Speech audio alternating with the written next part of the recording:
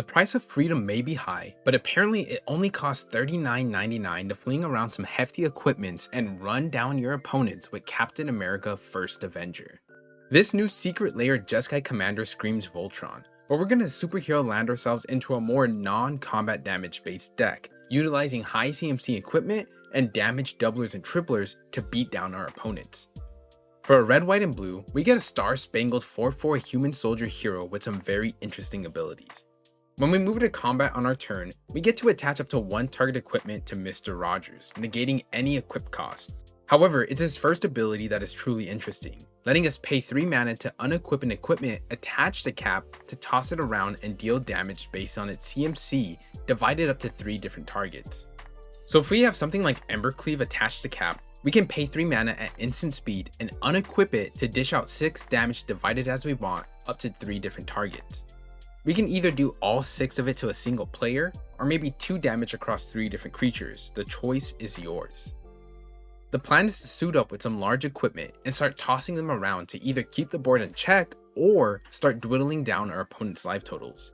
But before we assemble up, let's first look at the ramp that we're running in the deck. There aren't too many high CMC equipment we need to worry about, but we still divided up our ramp across different forums.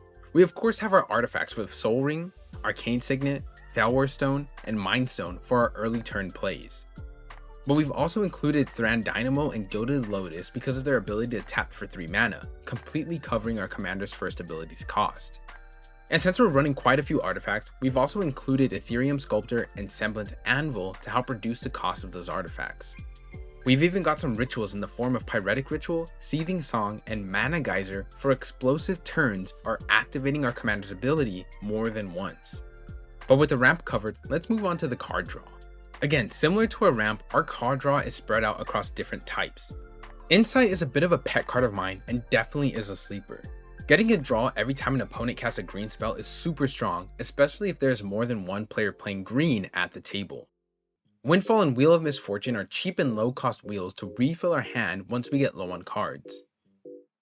Shram Senior Edificer, Pierce Paladin, and Joyra Weatherlight Captain will reward us with card draw every time we cast out one of our equipment cards, while Akiri Fearless Voyager will draw us a card when we swing with an equipped creature. Akiri even provides much needed protection, letting us pay a white to unattach an equipment from Captain America to give it indestructible until end of turn.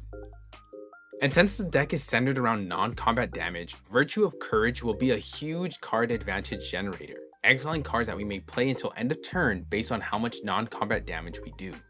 The only downside to this is that we will need to do that damage on our turn and not instant speed, since timing rules will still apply on the cards that we can play. But what doesn't care about timing rules is the deck's Accolade, an absolute bomb of a card that will propel us into the lead, and that card is the newly revealed Niv Mizzet Visionary.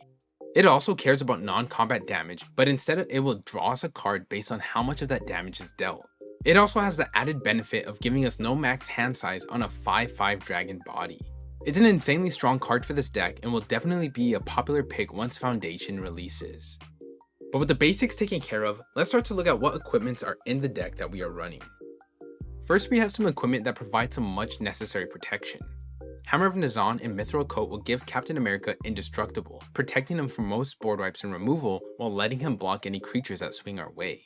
The hammer even allows equipment to auto-equip to our commander when it reaches the field. Swiftfoot Boots and Winged Boots will sway our opponents away from targeting Captain America with Hexproof and Ward 4, while Flawless Maneuver can grant indestructible at instant speed and for free with their commander out. It's also included in the secret layer, so no reason not to run it.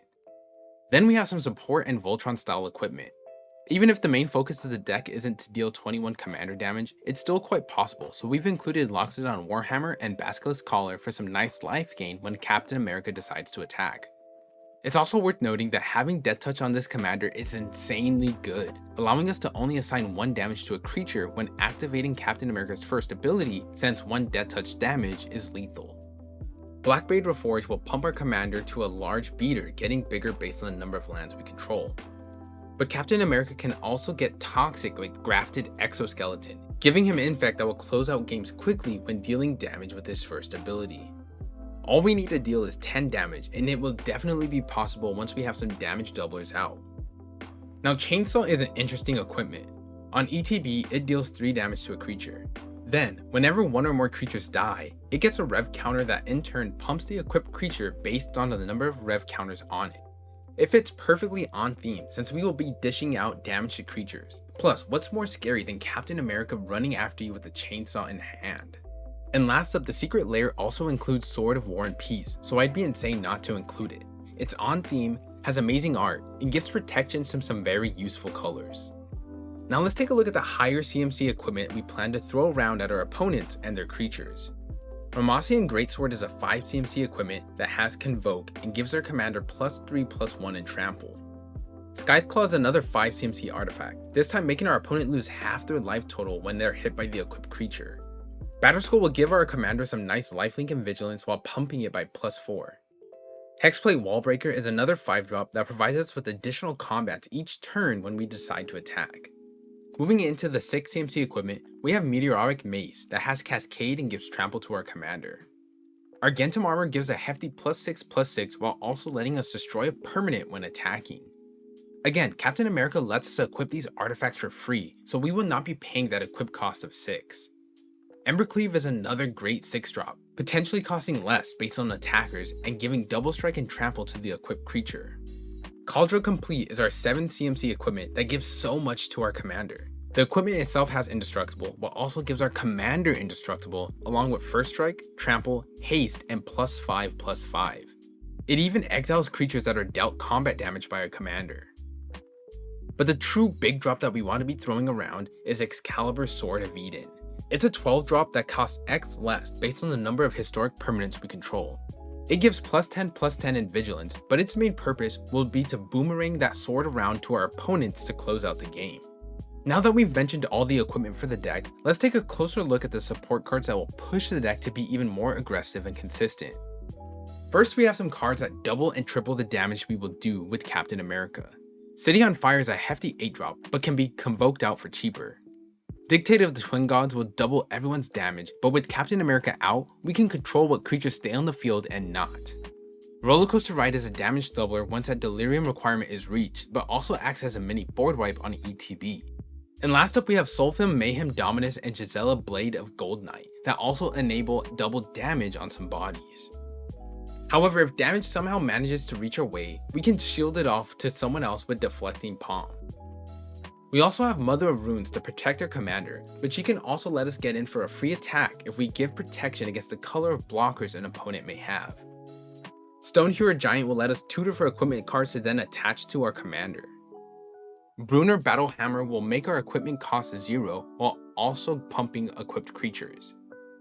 Similar, Brass Squire can tap at instant speed to toss Captain American equipment to attach so we can then unequip it to deal damage.